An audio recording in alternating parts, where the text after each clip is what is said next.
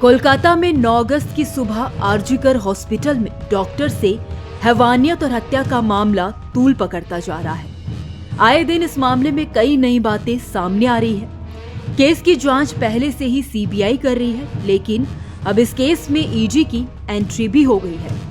आरजीकर के पूर्व प्रिंसिपल संदीप घोष के ठिकानों पर ईडी ने छापेमारी की है। बताया जा रहा है कि ईडी इस समय 3 जगहों पर छापेमारी कर रही है। इसमें हावड़ा, सोनापुर और हुगली शामिल है। हुगली में तो संदीप घोष के रिश्तेदारों का घर है, ऐसे में भी वहां पर रेड डाली गई है।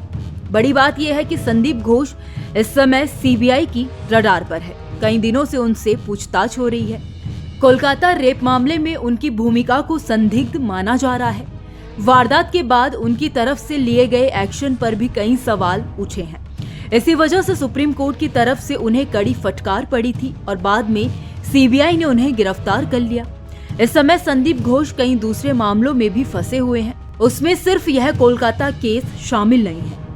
वैसे कोलकाता केस में भी संदीप घोष पर कई आरोप लगे हैं जो कि गंभीर है। ऐसा कहा गया है कि उन्होंने सबूतों को मिटाने की कोशिश की है। सीबीआई इस एंगल से भी इसकी जांच करी है। असल में घोष की एक चिट्ठी सामने आई जिसमें उन्होंने आरजीकर में मरम्मत का काम करवाने को कहा है। उसमें वो जगह भी शामिल है जहां ट्रेनी डॉक्टर के साथ रेप हुआ था। वो तो बाद में हंगामा हुआ और उस मरम्मत काम पर रोक लगा दी गई। लेकिन अब सीबीआई संदीप घोष इस चिट्ठी को लेकर सवाल जवाब कर रही है। वहीं दूसरी ओर पीड़िता के पिता का कहना है कि कोलकाता पुलिस ने जल्दबाजी में शव का अंतिम संस्कार कराकर मामले को दबाने की कोशिश की थी।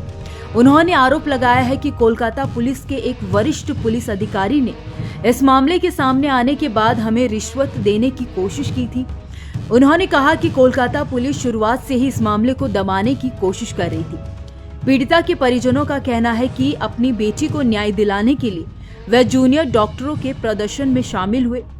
आपको बता दें कि 10 अगस्त से ही पूरे बंगाल में प्रदर्शन हो रहे हैं। अलग अलग क्षेत्रों से जुड़े लोग पीड़िता के लिए न्याय की मांग कर रहे हैं। मामले के तूल पकड़ने के बाद कलकत्ता हाईकोर्ट ने इस मामले की जांच सीबीआई को सौंप दी थी। खैर, इस खबर में इतना ही। इस खबर को लेकर आपकी क्या राय है, आप हमें कमेंट सेक्शन में जरूर बताइए। वीडियो अगर पसंद आया हो तो वीडियो को लाइक और शेयर करना ना भूलें। बाकी देश और दुनिया की तमाम बड़ी अपडेट्स के लिए देखते रहिए न्यूज नेशन का डिजिटल प्लेटफॉर्म।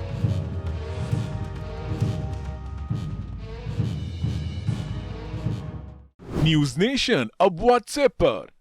खबरों की ताजा अपडेट के लिए न्यूज नेशन के इस क्यूआर कोड को स्कैन करें।